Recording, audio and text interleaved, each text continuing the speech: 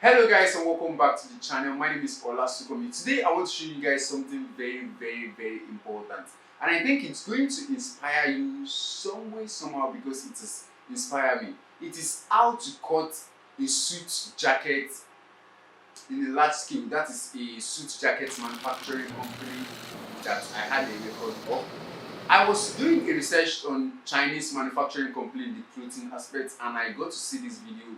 I feel like there are people out there that possibly might not be able to see this video, that I decided to share it with them.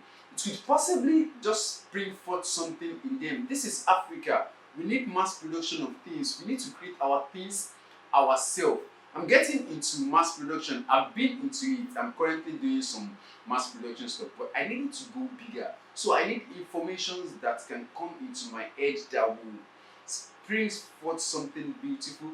However, if you are not into mass production already, or you are just possibly you're just into normal making of outfits, if you pay attention to this video, you might learn two of like few things, maybe like how they cut the sleeve, how they attach the button, all those simple things. But you have to watch this video from the beginning to the end to have a good understanding of what I am sharing with you. So if you like to see my suit cutting and sewing, I have a video tutorial about that. I'll put it in link in the description below.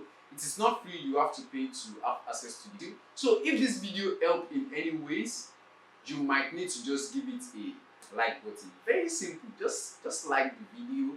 And if you're yet to subscribe to the family, just click on the subscribe button, that red subscribe button below, and join, and turn on the notification bell to get notified when I upload new video.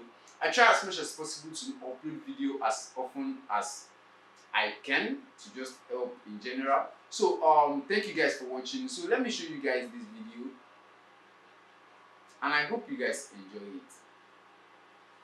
it.